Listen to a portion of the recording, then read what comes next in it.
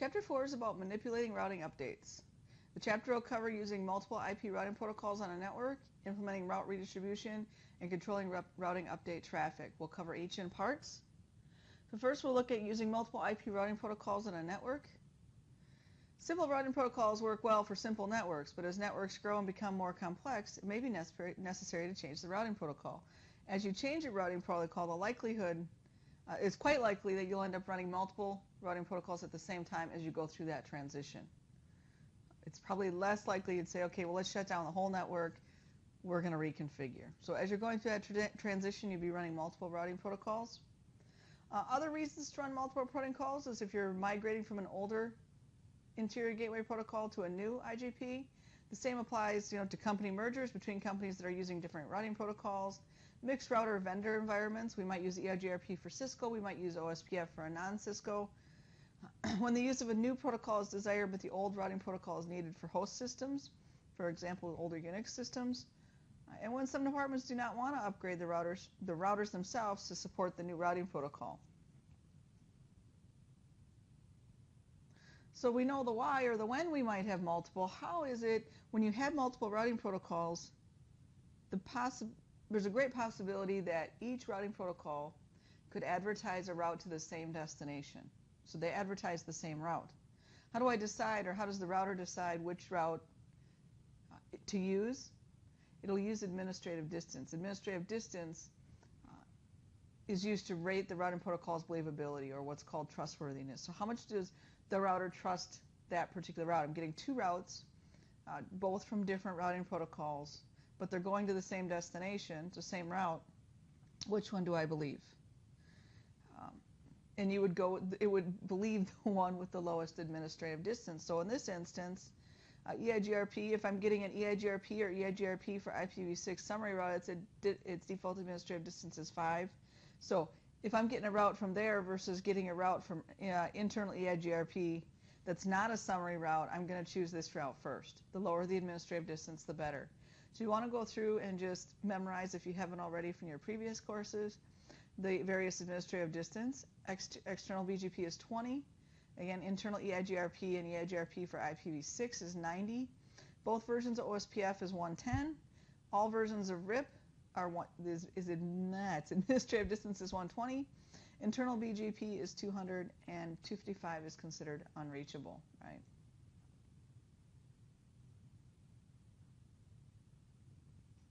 Careful routing protocol design and traffic optimization solutions should be implemented when supporting complex multi-protocol networks.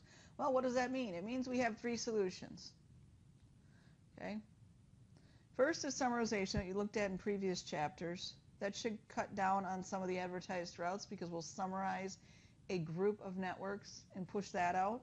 So we don't have an advertisement for 20 routes. I might just have 2 sets of, or 2 summary advertisements instead, or maybe I can summarize the whole thing in one summary instead of like 20. And now we'll look at redistribution between the routing protocols, and lastly, route filtering.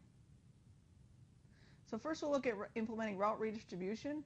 What is route redistribution? Simply, it's the capability of boundary routers connecting different routing domains to exchange and advertise routing information between those domains.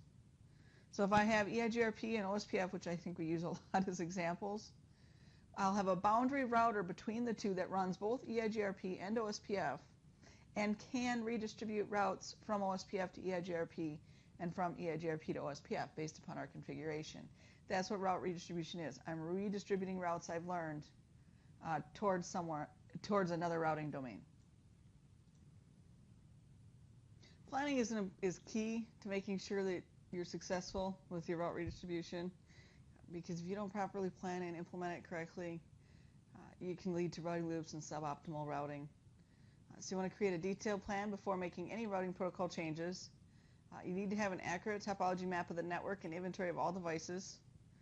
If you want a scalable solution, which I assume you do, and to limit the amount of routing update traffic, the redistribution process needs to selectively insert routes that are learned.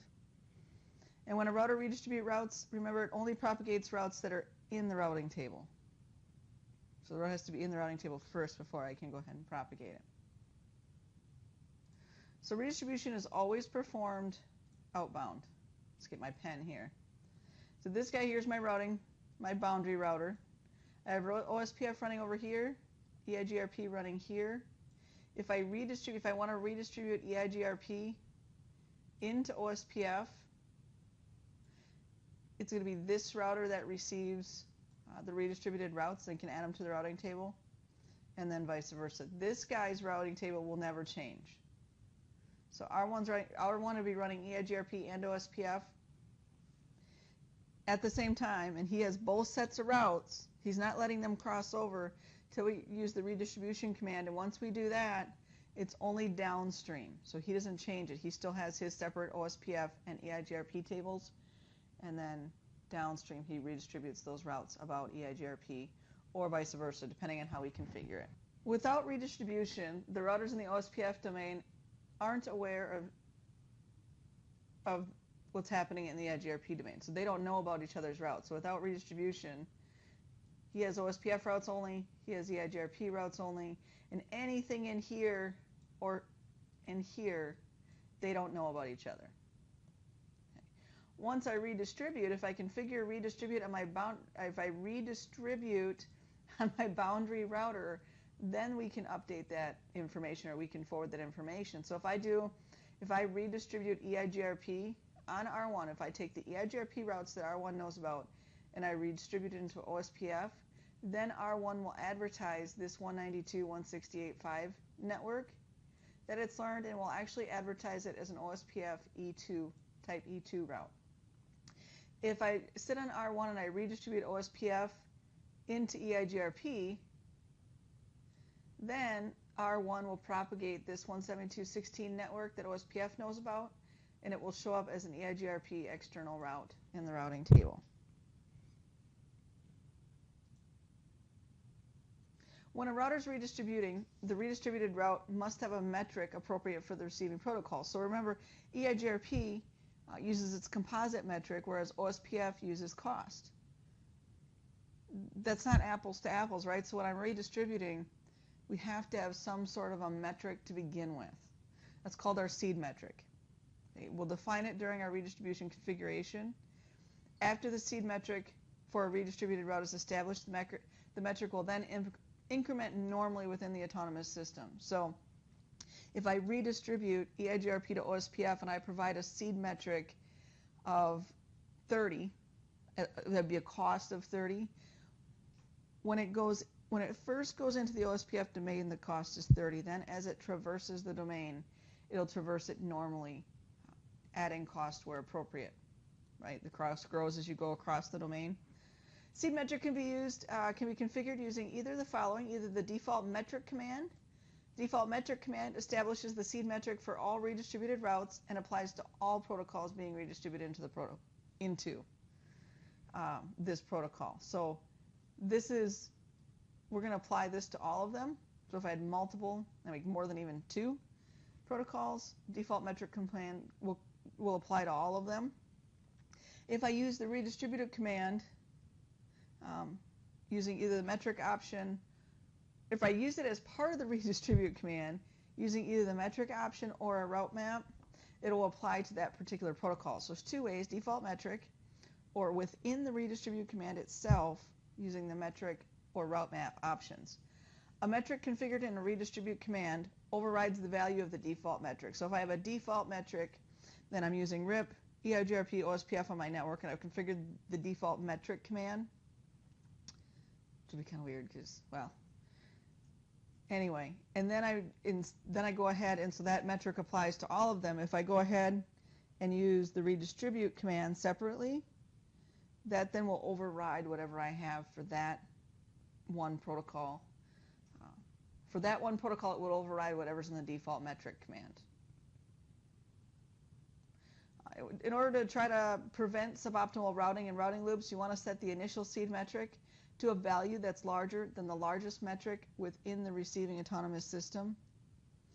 So for example, when RIP routes are redistributed into OSPF, and if the highest OSPF metric is 50, the redistributed RIP route should be assigned an OSPF metric higher than that cost of 50.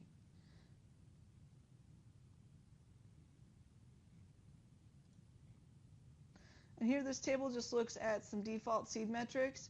You need to notice that RIP and EIGRP, if you don't provide a seed metric, the default seed metric is 0, which for RIP and EIGRP is interpreted as infinity or unreachable. So you have to provide a seed metric. In fact, when you're troubleshooting, when you're redistribution, if you're using RIP and EIGRP, if you're redistributing into RIP or redistributing into EIGRP, and first thing you want to check if you're not getting those routes is to make sure you've provided that seed metric, because without it, it's considered unreachable. For OSPF, the default, if you don't assign a seed metric, the default is 20. The exception is for BGP routes have a default, because they have a default seed metric of 1. By default, all networks redistributed into OSPF are type E2, but we can configure that. We'll look at that in a minute. And BGP, the BGP metric is set to whatever the IGP metric value is. So let's first look at kind of an example. So we have our RIP domain, we have our OSPF domain. Here we running router RIP. We've advertised our two networks, 172.18 and this one and 172.19. Router OSPF over here, we've configured that network. And what we did is we redistributed RIP into OSPF. It goes into, so you put it under the routing process. So on R1, we're redistributing RIP into OSPF here. And we provided a seed cost or a seed metric of 30. So let's see what that's going to look like now in our routing tables.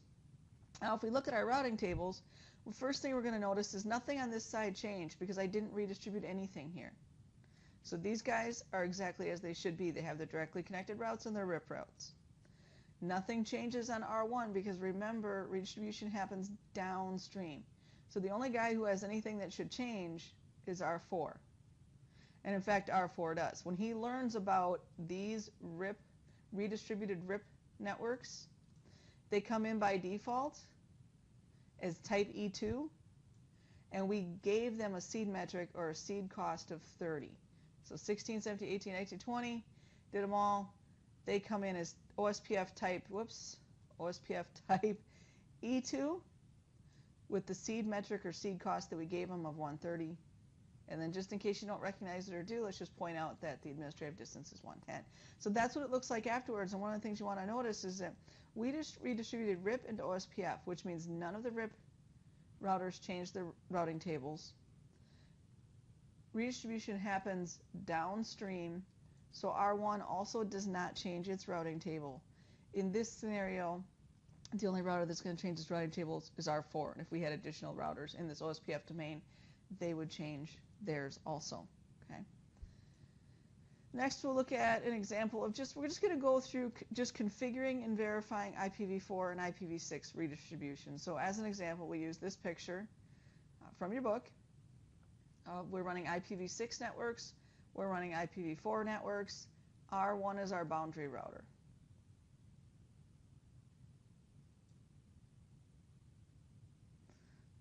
So the first thing we're going to look, I want to go back for a second. We also want to notice we have EIGRP for V4 for IPv4 and EIGRP for IPv6 running here. For V4, the autonomous system is 100. For V6, it's 200. And then we go over here to OSPF. We're running two processes, one for OSPF V2, process 10, one for OSPF V3, process 20. And then we can go ahead and we'll redistribute both sets. Now let's look at it. So we're going to here's the command for redistributing OSPF routes into EIGRP. So they all start with this redistribute command, and then the protocol, and then the process ID or autonomous system. In the case of EIGRP, usually that's our autonomous system number. The metric, we use the keyword metric, and then remember EIGRP uses multiple metrics. It's a composite metric. Okay, so here now then we list them. Bandwidth, delay, reliability, effective bandwidth, which we would also refer to as load, MTU.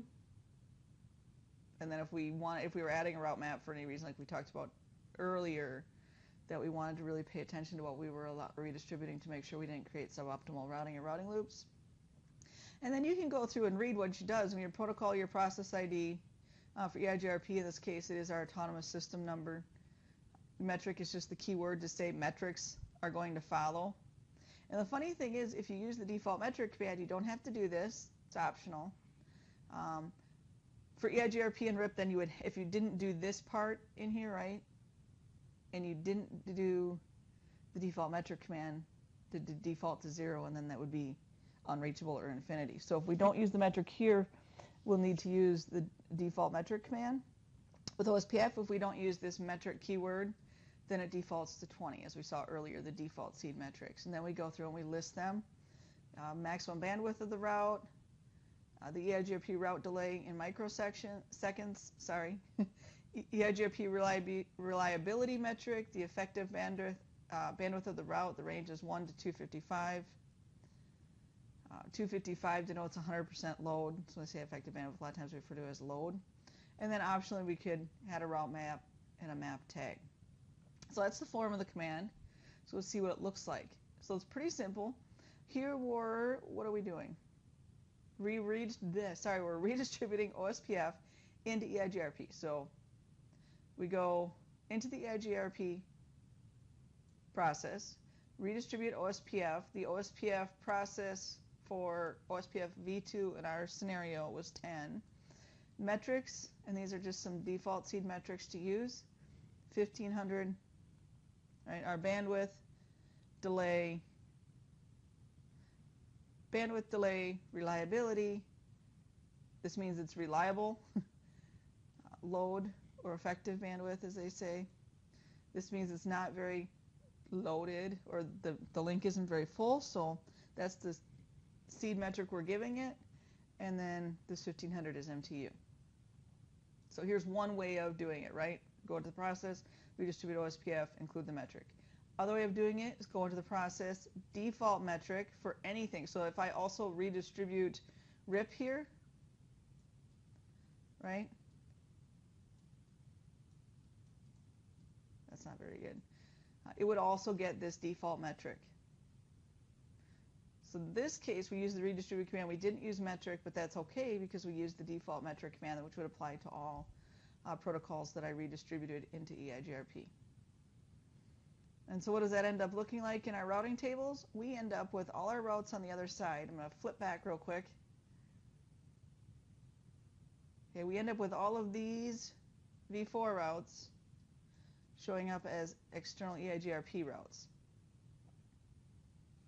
And we do D, right, for EIGRP, and EX for external EIGRP. That tells me they're redistributed. An external EIGRP route has an administrative distance of 170. So next we'll look at an example where we redistribute OSPF v3 routes into EIGRP for IPv6 routing domain. Form of the command is the same, actually. It's pretty easy. All you need to do is, instead of just router EIGRP and then 100, which was our IPv4 autonomous system number, you specify IPv6 router EIGRP and then the same exact redistribute command. So again, redistribute OSPF. Remember, our OSPF v3 process was 20 instead of 10, and then our seed metrics. If I do a show IPv6 route and look at just the EIGRP routes, we'll see all of our redistributed routes are EX for EIGRP external routes. This tells me that these were redistributed or came from a different autonomous system. Pretty easy now. Oh, missed. Oh, I got that. Okay. One thing you didn't notice, which I should point out, we had none of our connected routes. All of these routes are those redistributed ones, right? External EIGRP, we have no connected routes. By default, the connected routes aren't redistributed in IPv6. So EIGRP for IPv6 doesn't automatically redistribute your connected routes. If you want to redistribute the connected routes also, you need to use the include connected keyword. So just something to keep in mind. So now then we should also have our connected routes. Let's just double check. We were looking at 2001 DB8010. If I go back, kind of weird when you don't. I should have maybe put them on both pictures. Yeah, I actually have it underlined here. This here is the connected route right here, which now is being redistributed as long as we use the include connected command. It's still external. I shouldn't have explained this. It's external because you wouldn't have seen this for sure because they're not originated there. But notice we didn't see 10. We have 1, 2, 3, 4, 5. This 192, and now that we use the included connected, we do see that 10 that was directly connected to the router. Redistributing EIGRP routes into OSPF v2 routing domains. So now we're going to go, we went OSPF into EIGRP, now we're going to go EIGRP into OSPF. Same form of the command, same redistribute, same metric value. Just notice that there's not a list of metrics here now because OSPF only uses cost, so my metric would be cost. We can use a metric type. By default, it's E2. We could change this to E1, so it could be E1. And that's when you would use the metric type. Otherwise, you wouldn't. You would just default to E2, and that would be fine. And again, a route map. And if you're using classless routing with OSPF, then you also need to use, the subnets command. So protocol process ID, the metric value. That's only if we want to assign it within the redistribute command. We can still use the default metric command the same way we did in our previous example. And subnets is being used when the routes going into OSPF are classless. So router OSPF 10, because that's our OSPF v2 process number, redistribute EIGRP 100, which is our autonomous system for IPv4 EIGRP, and we're redistributing subnets to ensure that our classless routes also get in there. Otherwise, it will just redistribute the classful ones. And then we do a show IP route OSPF, and we see our OSPF type E2. Remember I said E2 is default? And we could change it with the metric type command. We'll look at that in a step. So what is the difference between the two? Right? A type OE1 external route calculates the cost by adding the external cost to the internal cost of each link that the packet crosses. You're going to go ahead and use this type when there are multiple ASBRs advertising an external route to the same autonomous system in order to avoid suboptimal routing. So we'll use type E1 because we want to get this additional calculation in there. The external cost to the internal cost of each link. E2 is the default. That's the external cost. The external cost of an OE2 route is fixed and does not change across the OSPF domain. So it's not adding that additional internal cost on each link. We're going to use this type if only one ASBR is advertising an external route to the autonomous system. So how do we go ahead and configure E1? Using the metric type command. So router OSPF 10, redistribute EIGRP 100, metric type 1, and we're going to redistribute subnets again. And so now what you'll see in your show IP route OSPF table is instead of being the default E2, they're the default E1.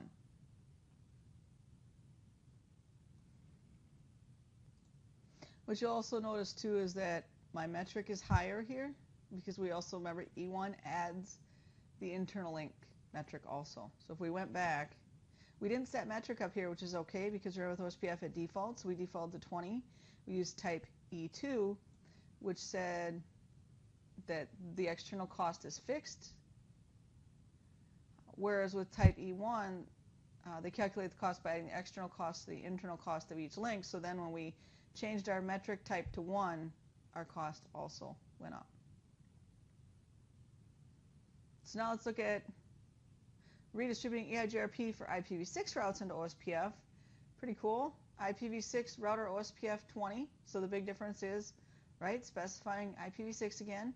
We're going to redistribute EIGRP, the autonomous system number for our EIGRP with IPv6 is 200 that we did. And again, remember, we have to include connected if we want to include our connected routes. And by default, OSPF E2 when I do a show IPv6 route OSPF. And by default, the cost is 20. Next, let's look at the types of redistribution techniques we can use. So we have two types of 1 point. So we have 4 types total, 2 major types. So we have 1 point redistribution means we're redistributing at one location, one router, and we have multiple point, basically, redistribution. And each of those can be one-way or two-way. So one-point redistribution, one-way redistribution, only redistributes the networks learned from one routing protocol into another. So in this instance, we're taking Autonomous System 1, and we're redistributing its routes into Autonomous System 2. R1's performing one-way redistribution because it only redistributes AS1 into AS2. AS2 routes are not being redistributed into AS1. Then typically the AS1 routers, if we're going to do this, would require the use of a default route or one or more static routes to reach the AS2 routes. Because we're not taking these routes and sending them that way, the only way for him to get or to know about these routes is either through some sort of default routing or static routing. One-point two-way redistribution, this method redistributes routes between the two routing processes in both directions. So R1 is redistributing the routes from AS1 into AS2 and from AS2 into AS1. So R1 provides two-way redistribution because it redistributes AS1 to AS2 and AS2 to AS1. And then we have multi-point redistribution, and we have one-way or two-way. Multi-point one-way redistribution means exactly what it says. We have multiple points of redistribution, so this method consists of two or more boundary routers, only redistributing networks learned from one routing protocol into the other. So in this instance, we're going from AS1 to AS2 and AS1 to AS2, but in multiple points. We have both R3 and R4 as our multi-point. And then again in this scenario still, AS1 routers, both of these, would require the use of a default route or one or more static routes to reach AS2. And then lastly, and likely the most dangerous, if you don't plan this very properly and strip out things that you need to strip out to not cause problems and have proper seed metrics, is multi-point two-way redistribution, probably the most likely to create routing loops and suboptimal routing. Also referred to as mutual redistribution, this method consists of two or more boundary routers redistributing routes both directions. So as it shows, R5 and R6 are multiple routers. They are both redistributing from AS1 to AS2 and from AS2 to AS1. And again, this one's going to be the one we're going to be most concerned about when we're when we're trying to think through a process to make sure we don't create routing loops, because this would be the most likely spot.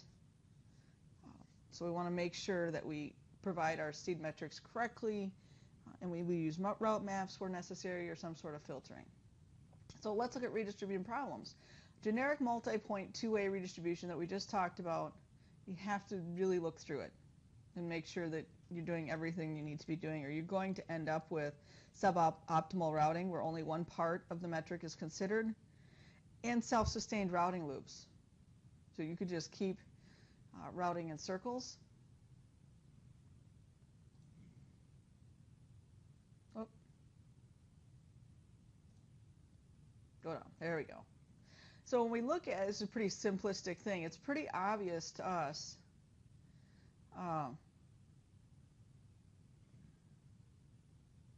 hold on, lost my mouse a second, that the best path between R1 and R4, right, is going through R3. If we just look at it, now routers can't make this decision. They don't get to stare at a picture from the top and say, well, we know that's just faster, and so we're going to go that way. But it's pretty obvious to us if we go through a 100 meg link to a 200 meg link to get to R4, that's going to be better than going 200 to 10. However, during the redistribution from AS2 to AS1, the metric gets lost, and R1 is sending the packets towards toward R4 via R2, because what it's seeing is, right, when that information gets lost, what it ends up seeing is that this has a better cost. Without knowing what's happening inside of here, it says, hey, you know what? I don't know exactly. My metric gets lost in that redistribution process, so I think this is a better metric. I'm going to go this way. And we can visually easily see that that's not the optimal solution. So we want to make sure that we do things to prevent our loops and our suboptimal routing. For example, making sure the seed metric that you set one and that it's higher than the other metrics. So preventing routing loops in a redistribution environment, redistribute routes in only one direction, only one boundary router. We won't have an issue if we just have the one router, one direction. If redistribution must be done in both directions or in multiple boundary routers, you have to tune it, and we have to look at things like some sort of, filtering things out, making sure our metrics are right. To prevent routing loops in a multi-point redistribution scenario, only redistribute internal routes from one autonomous system to another. Tag routes and redistribution points and filter based upon these tags when configuring redistribution in the other direction. And we'll look at route maps here in a little bit, or route tagging. Propagate metrics from one autonomous system to another autonomous system properly. Might not be enough, but just make sure. And then use default routes to avoid having to do two-way redistribution in the first place. So if you can avoid it, really, you probably want to avoid it, especially multi-point. If you can't, you just need to plan properly and look at it. And so now, let's say I think I planned properly, I've implemented, but something might not be right. How do I go ahead and test it? Say trace route's probably one of the easiest things or best things, because if you do a trace route and you can tell that some of the commands, you can watch them go across the autonomous system, let's make sure they're going and using the shortest path. If they're not, then we have an issue, right? So, of course, first, know your network topology. Examine the topology table of each configured routing protocol to make sure all appropriate prefixes are being learned. And then I guess I jump to trace route first as kind of being my favorite to kind of watch where packets are going. And if you encounter routing problems, use the trace route debug commands to observe the routing update traffic on the boundary routers and then on the internal routers. So that's it for this section.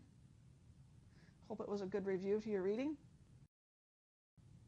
And before we end the video completely, we need to cite or give acknowledgments. Some of the images and texts are from Implementing Cisco IP Route Foundation Learning Guide.